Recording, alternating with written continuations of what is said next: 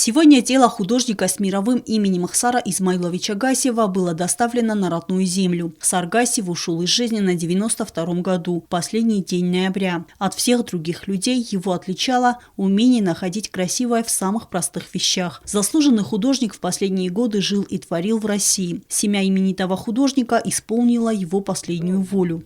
Всю жизнь хотел покоиться на родине, и причем в определенном месте даже выбрал себе место, поэтому его воля для нас закон.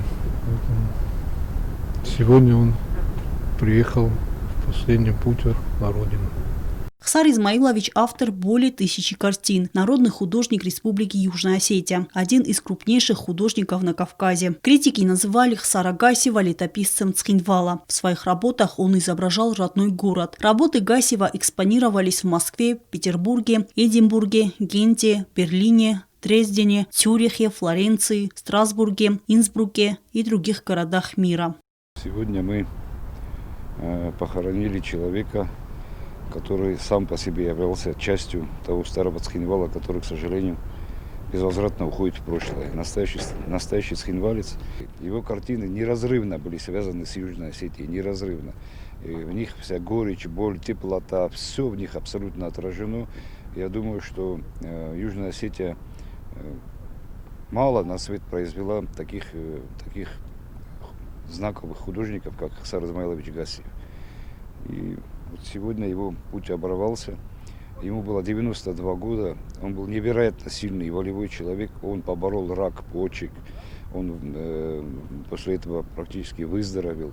Последние несколько лет он очень тяжело болел. Весь жизненный опыт художника наложил глубокую и трагическую печать на его творчество. И в то же время его работы отражают большую любовь к своей родине, Осетии, к ее людям и природе. Человек очень тяжелой судьбы. Человек, у которого были репрессированы родители, они в страшной бедности и с большими очень лишениями их вырастила. Его сестру, Хсара, его сестру, их бабушка в те времена, они считались детьми врагов народа. Это тоже, естественно, влияло на них, они это чувствовали. И вот эту тяжесть и вот эту боль он пронес через все свои картины, практически все свои картины, их около 1000, даже больше 1000, которые все это отражали.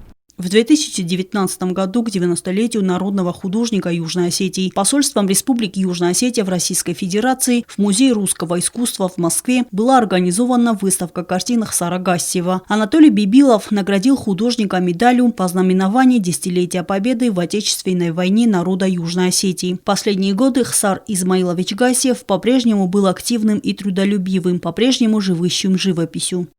Эльвира Тибилова, Александр Кокоев, Фатима Кумаритова. Информационный выпуск сегодня.